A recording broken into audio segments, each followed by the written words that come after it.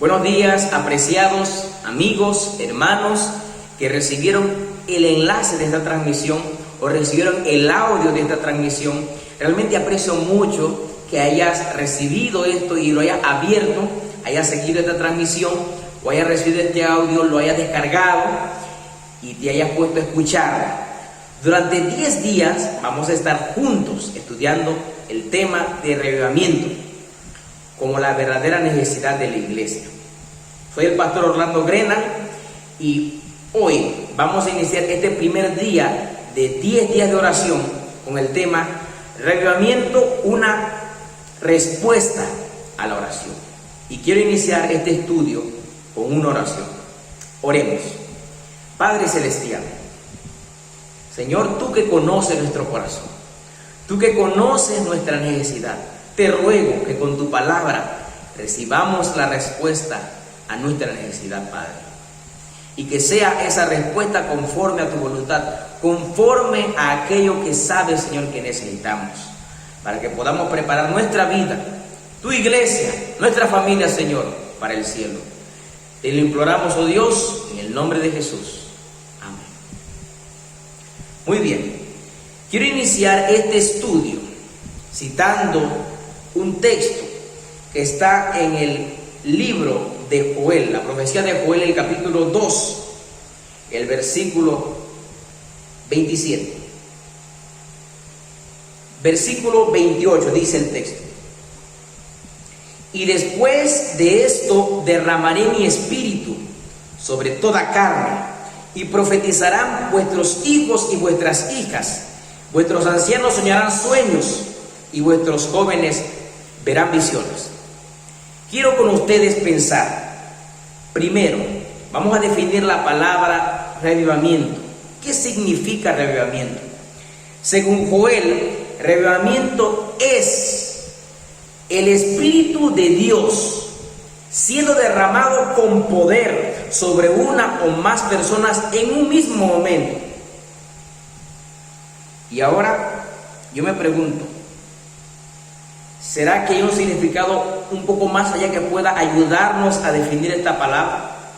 Me gustó encontrar una cita de una escritora llamada Ellen White, en la cual ella define reavivamiento. Y para nuestra edificación lo voy a compartir. El texto dice: el reavivamiento significa una renovación de la vida espiritual, un avivamiento de las facultades de la mente y el corazón, una resurrección de la muerte espiritual. Reavivamiento es una renovación de la vida espiritual. ¿Cuántos en este momento reconocen que no tienen su vida espiritual a la altura de lo que debe estar? Dice, un avivamiento de las facultades de la mente y el corazón, una resurrección de la muerte espiritual. ¿Hay alguno que en esta hora reconoce sinceramente en su corazón que necesita en su vida espiritual un avivamiento? Porque su vida espiritual parece que está moribunda, incluso muerte, hay muerte, tragedia en su vida espiritual y necesita vida, necesita renovación, necesita gozo en su vida espiritual. El reavivamiento es una resurrección de la muerte espiritual. Algo que está muerto ahora vuelve a la vida. Muy bien. Quiero continuar este estudio con una pregunta interesante. ¿La iglesia debe pedir el Espíritu Santo? Hay varias teorías respecto a esta pregunta, la respuesta a esta pregunta. Y quiero compartirle unas cuantas. La primera teoría es que el Espíritu Santo ya lo recibimos el día que nacimos de nuevo en el bautismo. Porque el Espíritu Santo es un don, una promesa cumplida cuando nos bautizamos. Por lo tanto, no debemos pedirlo, ya lo tenemos en nuestra vida. La segunda teoría o posible respuesta a esta pregunta es que el Pentecostés es un evento irrepetible, que el Espíritu Santo está presente en la iglesia desde ese momento y no se ha retirado del mundo. Tercera teoría, que el Espíritu Santo, ¿para qué esperarlo? No se espera, porque usted puede ser llenado del Espíritu Santo en cualquier momento. No se espera ese derramamiento, ese revivamiento, que el Espíritu Santo se manifieste con poder sobre una o más personas. No se espera, porque hoy puede ser lleno del Espíritu Santo. La siguiente respuesta posible: hay un grupo que dice que Dios está quitando el Espíritu Santo del mundo, por lo tanto no hay que pedirlo si Dios lo está retirando del mundo. Y la última respuesta a esta pregunta es que el revivamiento o el Espíritu Santo es la necesidad más urgente de la iglesia. Por eso es que debemos pedirlo y anhelarlo desesperadamente, porque lo necesitamos. Y ahora quiero responder una pregunta importante: ¿para qué desciende el Espíritu Santo sobre la iglesia? Es importante responder esta pregunta, y quiero con ustedes ir a dos versículos bíblicos. El primero está en Hechos capítulo 5, versículo 32, y el siguiente está en Mateo 28:20. Vamos a responder a esta pregunta bíblicamente, y quiero parafrasear lo que dice el texto. Está hablando el apóstol Pedro y dice, Hechos 5:32: y nosotros somos testigos suyos de estas cosas, y también el Espíritu Santo. Por lo tanto, el Espíritu Santo desciende sobre la iglesia para ser un testigo junto con la iglesia. Viene a testificar con la iglesia. Y el siguiente texto que voy a compartir está en el contexto de la gran comisión de Mateo 28, 19 al 20. Dice el versículo 20 así, la promesa de Jesús: y yo estoy con vosotros todos los días hasta el fin del mundo. Yo he escuchado en muchas ocasiones citar este texto, en ocasiones de que una persona se siente sola, desanimada, y dice: no, hermano, no se preocupe, porque el Señor prometió que estará con nosotros todos los días hasta el fin del mundo. Pero lo que no se toma en cuenta es que esa promesa es dada en el contexto de la gran comisión. Quiere decir, el Espíritu Santo estará presente en la iglesia. La promesa segura de que no abandonará la iglesia es que porque la iglesia está cumpliendo la gran comisión. El Espíritu Santo no viene para que en la iglesia se hagan más milagros o para que se abren lenguas. El Espíritu Santo viene a la iglesia para testificar con la iglesia. En resumidas cuentas, el Espíritu Santo fue dado a la iglesia para testificar y glorificar a Cristo Jesús, para glorificar a Dios. Entonces, la pregunta que yo me hago, una pregunta contradictoria para nosotros, por nuestra mentalidad: ¿cómo podemos pedir el Espíritu Santo que descienda con poder sobre la iglesia, sobre nosotros, si no estamos dispuestos a participar exactamente de la obra para el cual Él ha sido dado? Queremos el Espíritu Santo sin participar de la obra para el cual Él ha sido dado, que es cumplir la misión. Es importante que entendamos eso. Es más, puedo citarle cuando Jesús en Lucas capítulo 4 está presente ahí en la sinagoga. Él cita: el Espíritu de Dios está sobre mí. Y dice: y me ha ungido y me ha enviado para dar libertad a los cautivos, para proclamar vista a los ciegos, para proclamar la buena nueva de salvación. Estoy parafraseando. El punto es que Jesús dijo que el Espíritu Santo estaba sobre Él para llevar el Evangelio al mundo, para llevar esa proclamación de las buenas nuevas de salvación al mundo. Entonces el Espíritu Santo es un testigo junto con la iglesia para el mundo. Hay una pregunta importante que debemos responder ahora. ¿Tiene la iglesia de hoy el poder suficiente para terminar la obra? Hoy día se utilizan diferentes métodos de evangelismo, proyectos de evangelismo, lemas evangelísticos. Y esos lemas muchas veces funcionan y dan lugar a conversiones individuales en diferentes partes. Pero de eso se trata lo que Dios quiere hacer a través de su iglesia. Yo digo que debemos nosotros hoy ser sinceros con nosotros mismos. No tenemos el poder suficiente para terminar la obra.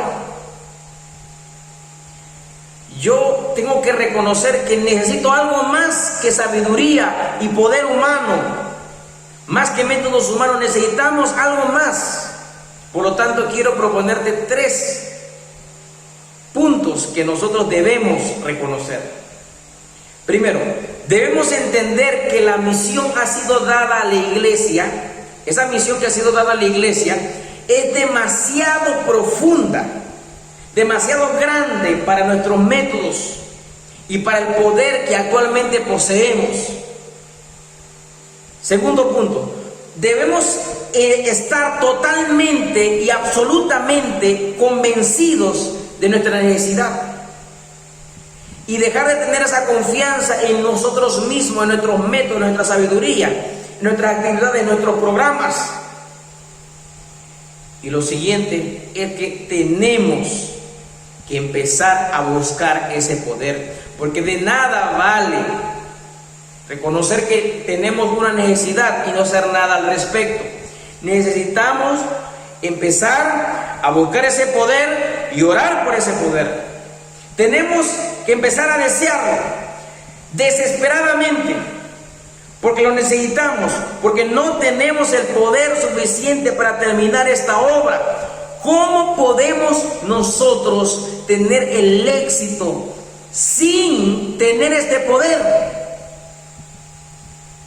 Yo les quiero proponer, hermanos, a través de una historia, la manera en que debemos buscar este poder. Tal vez el esfuerzo que estamos haciendo hoy no es suficiente, porque no nos hemos dado cuenta la dimensión del problema que tenemos delante. El texto de Santiago capítulo 5, Santiago capítulo 5, versículo 17, nos ilustra acerca de un personaje llamado Elías, el profeta. Dice el texto, versículo 17, Elías era un hombre sujeto a pasiones semejantes a las nuestras, y oró fervientemente para que no lloviese, y no llovió sobre la tierra por 3 años y medio. ¿Cuántas veces oró Elías? Dice el texto bíblico, oró y se cerró el cielo. Una sola vez oró y se cerró el cielo. Pero dice la historia bíblica que él no hizo solamente una oración, él hizo una siguiente oración que está en Primero de Reyes, capítulo 18, versículo 36. Dice el texto, cuando llegó la hora de ofrecerse el holocausto, se acercó el profeta Elías. En el monte Carmelo había una controversia entre los profetas de Baal y el profeta de Dios Elías. Y dijo Elías, Jehová, Dios de Abraham, de Isaac y de Israel, sea hoy manifiesto que tú eres Dios en Israel y que yo soy tu siervo y que por mandato tuyo he hecho todas estas cosas.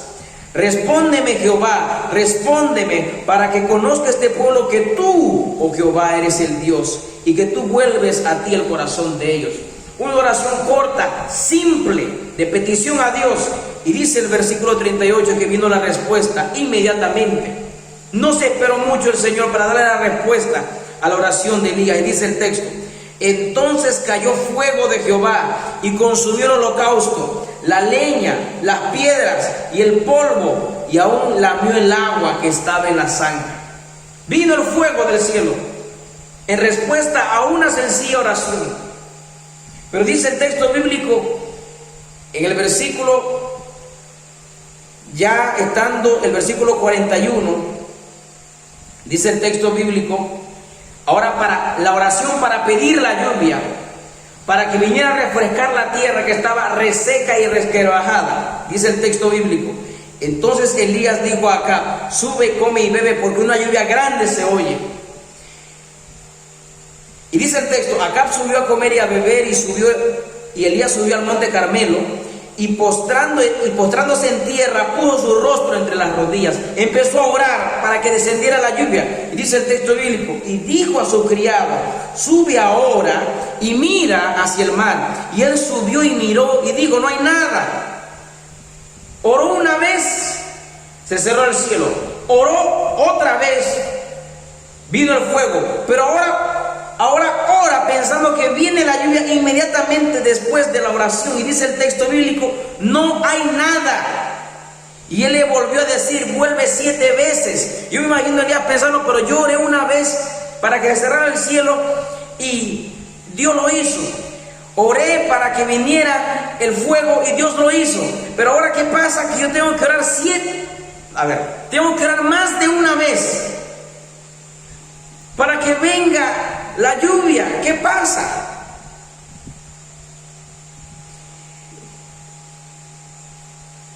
Dice el texto bíblico, versículo 44: a la 7ª vez dijo: yo veo una pequeña nube como la palma de la mano de un hombre que sube del mar.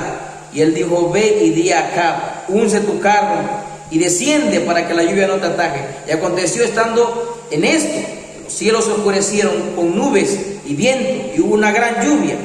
Y subiendo Acab, vino a Jezreel. Pregunta: ¿cuántas veces tuvo que orar Elías para que descendiera la lluvia? De nuevo, según el texto bíblico, oró 8 veces. Y oró desesperadamente. Oró pidiéndole a Dios la lluvia, reconociendo que él necesitaba, reconociendo que sus métodos humanos no podía hacer mucha cosa, que necesitaba incesantemente la respuesta de Dios, que necesitaban la lluvia. Y dice el texto bíblico que Dios respondió, pero después de haber orado 8 veces por la lluvia. Quiero preguntar, hermano, hermana, ¿cuántas veces oraste por el Espíritu Santo? Dejemos de confiar en nuestros métodos humanos. Dejemos de confiar en nuestra sabiduría humana y empecemos a confiar en el poder de Dios. Lo que tenemos delante es grande. No podemos con nuestra fuerza, con nuestra sabiduría. Esto es una batalla espiritual. Llevar al Evangelio al mundo es un reto demasiado grande para nuestra fuerza, para nuestra sabiduría. Necesitamos el poder de Dios. No podemos confiar en nuestra astucia. Necesitamos desesperadamente orar por el Espíritu Santo. Y en respuesta a esa oración, Dios dará su Espíritu Santo a los que le pidan. Porque el derramamiento del Espíritu Santo es una respuesta a la oración. Si no oramos por el Espíritu Santo es porque no lo necesitamos, es porque le estamos diciendo a Dios que nosotros podemos con nuestra fuerza, con nuestra sabiduría, pero necesitamos hoy empezar a desconfiar en nuestra sabiduría y empezar a confiar en que el Espíritu Santo es lo que necesita la iglesia para llevar el Evangelio a todo el mundo. Quiero invitarte a orar por el Espíritu Santo en este momento. Oremos. Padre, gracias por iluminarnos e impresionarnos con tu palabra. Oh Dios, aprendimos que debemos dejar de confiar en nuestra astucia, en nuestra sabiduría, en nuestros métodos humanos y empezar a confiar, oh Dios, en tu poder que es suficiente para nosotros y pedir desesperadamente el Espíritu Santo. En esta hora, oh Dios, te lo pedimos porque lo necesitamos, oh Dios. Te lo pedimos porque es la única esperanza de que haya un pueblo preparado, una iglesia preparada para la traslación, oh Dios. Sé tú, oh Dios, en esta oración y respóndenos, Padre Celestial. En el nombre de Jesús. Amén.